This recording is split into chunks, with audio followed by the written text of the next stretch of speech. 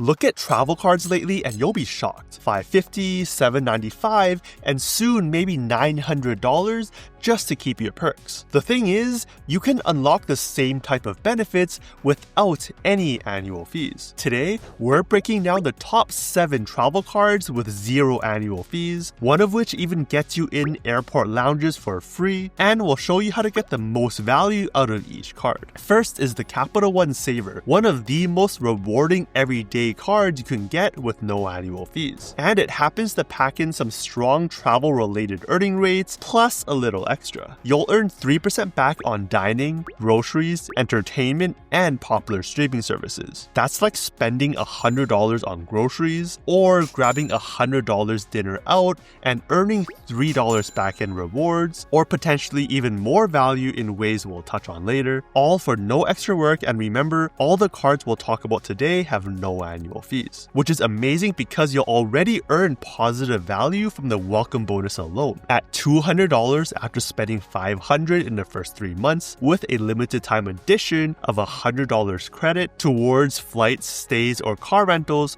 through their travel portal over the first year. On the travel specific side, you'll earn a higher 5% back when spending on hotels and car rentals through the Capital One travel portal. From my experience, the Capital One travel portal has actually been the most competitive when comparing to third-party sites. Plus, it comes with extra perks like price drop protection, which actually triggered for me on one of my past trips without even noticing, getting me back over $100. And the cherry on top, no foreign transaction fees, which is surprisingly uncommon for a lot of no annual fee cards. And it makes the Saver a solid companion to take with you when you're traveling abroad. By itself, the Saver is already a great everyday card with some nice travel perks on top. But the real power is unlocked when paired with the next card on the list, the Capital One Venture One, making it a Capital One duo, if you will. The Venture One is Capital One's no annual fee travel card, and it's the piece that takes the Saver card from a great cashback card to a full-on travel rewards powerhouse. On its own, the Venture One earns 1.25 miles per dollar spent, plus 5 times miles when spending on hotels or car rentals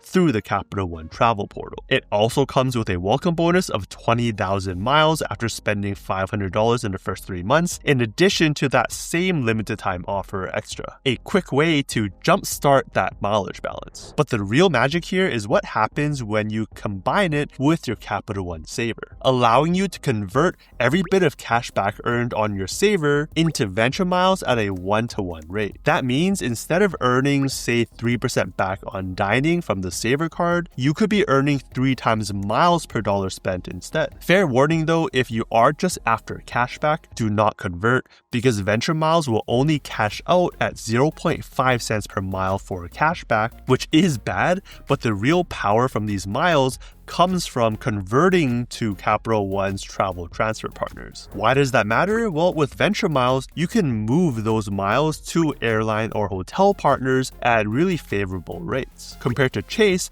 you're only allowed to do that if you have an annual fee Sapphire card. On American Express, you need a card of at least the green tier, if not even the gold or platinum. Capital One is one of the few programs that allow you to do these transfers without any annual fees. And if we look through the partners, there's a few really powerful ones to note. One of which is Flying Blue, where you can convert Venture Miles to Flying Blue at a 1-to-1 rate. Then use those miles to book on Air France, KLM, or even partner airlines like Delta. For example, one of the best deals I've seen in economy is flying from the West Coast US over to Paris for just 18,750 miles and about 103 in taxes and fees. The cash price for the same route is about $400, where doing the calculation gets us 1.57 cents per mile. At that value, it's as if the 3 times on the Saver card is more like earning you 4.7% back in value. For something more premium and an actual flight I've booked for early next year, there's flying business class on that exact same route for about 60,000 miles and 250 in taxes and fees, with the same seat selling for just under $24 $2,400, calculating that out, we're getting a value of 3.6 cents per mile, as if you got 10.8% back in those saver categories, again for comparison. Another favorite is Aeroplan, where I've booked a business class flight from Seattle to Singapore later this year in Singapore Airlines business class for 87,500 miles and $80 in taxes and fees. With that cash price being around $3,560, that gave me a value of around 4 cents per mile, the equivalent of around 12% back in value for the saver categories. That's the kind of flexibility you get with this no annual fee Capital One Duo. High earning rates for cashback or converted to high value redemptions, magnifying the value even more. Next up, the Citi Custom Cash, one of the more powerful earning cards in Citi's no annual fee lineup. No, it doesn't scream travel card, but it actually earns a lot in that category. The standout feature here is that you'll earn 5% back in your top eligible category up to $500 of purchases per month, where those categories can include select travel, select transit, dining, groceries, and more.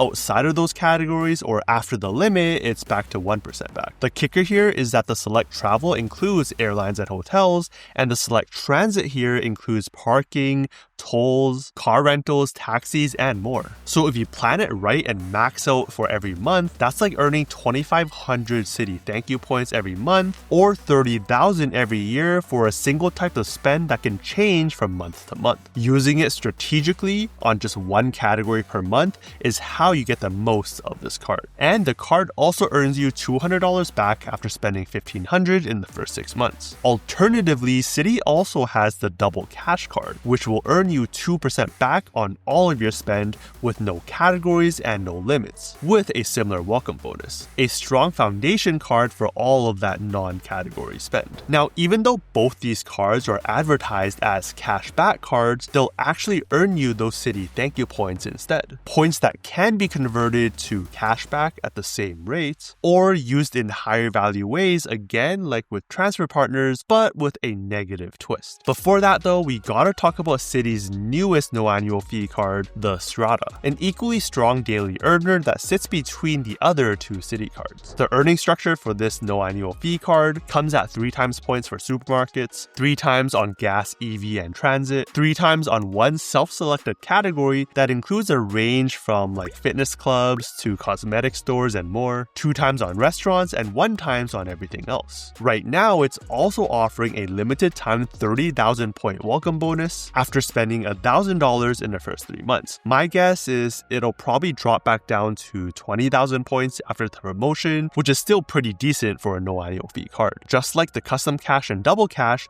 the Strata earns you Citi thank you points. And while Citi markets these cards as flexible for redeeming with cashback using through their travel portal or transfer partners, there's a catch with all of these no annual fee Citi cards, where the transfer rates to these partners are at a lower 1 to 0.7 instead of the full 1-to-1, meaning 10,000 Citi thank you points will only convert to say 7,000 airline miles. Even then, if you look through the partners, there are still strong ones like EVA or Flying Blue again. Going back to our example, flying economy from Seattle to Paris, you'll now need just under 27,000 points, resulting in a value that's much lower at just 1.1 cents per point. With the business class flight, you'll also need a higher, around 86,000 points, dropping the value to around 2.5 cents per point. So while the Strata's 3 times points categories are not as strong as, say, the Saver combined with Adventure One, which will get you Capital One's 1-to-1 transfer rates, these are still versatile no annual fee cards in the Citi ecosystem that technically allows these point transfers just at a reduced rate, but that in and of itself is already rare. Alright, card number 5 is pretty unique in that it'll earn you points for a category that most people spend a lot in: rent. With the Bill to MasterCard,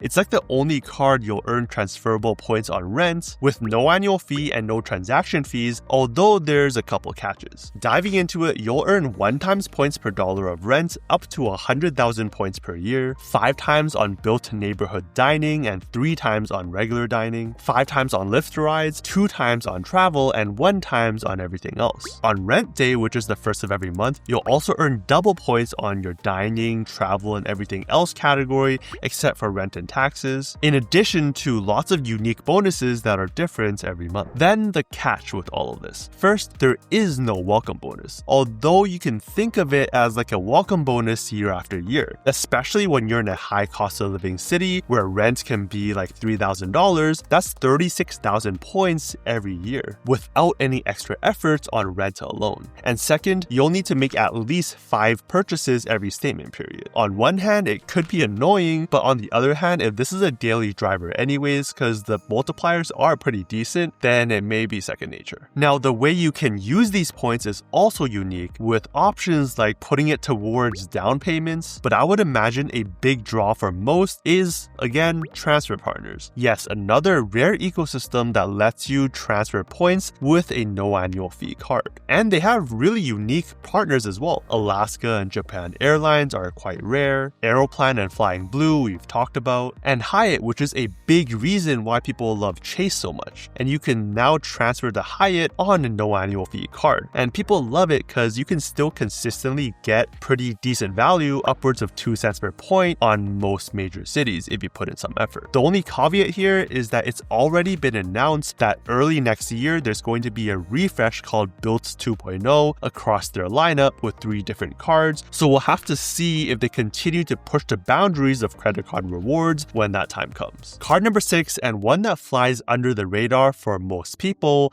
is the US Bank Altitude Connect card, bringing some surprisingly premium perks down to a no annual fee card, benefiting most people who just travel now and then. First, the earning structure will earn you 5 times points on prepaid hotels and car rentals through their travel portal, 4 times on travel, 4 times on gas and EV up to $1,000 per quarter, 2 times on restaurants, groceries, and streaming services, and 1 times on everything else. On top of that, you'll also have a 30,000 point limited time offer after spending $1,000 in the first 90 days. With points worth 1 cent per point either through travel or cash deposited into your account, that's worth $300 on a now permanently no annual fee card. But what makes this card really special are the premium-like travel perks, like 4 visits to Priority Pass lounges, whether you're visiting 4 times yourself or bringing a group, the choice is yours, and up to $100 credit towards TSA PreCheck and Global Entry every 4 years. If you travel just a few times a year, this card might be perfect, covering your bases without any extra fees. Combine that with strong earning rates like 4 times on travel, gas, and EV, and you have a really solid card. The big caveat, there are no transfer partners, so the value you get per point is capped, which is not the case for card number 7, which in my opinion is quite an underdog, and that's a Wells Fargo with their autograph card. This one is really well-rounded, similar to the Capital One Saver card, earning an unlimited 3 times on restaurants, travel, gas, transit, popular streaming services, and phone plans. Speaking of, you'll also get a cell phone protection as long as you're paying your monthly bill with the card. A nice extra for a no annual fee card. Like most cards we've talked about today,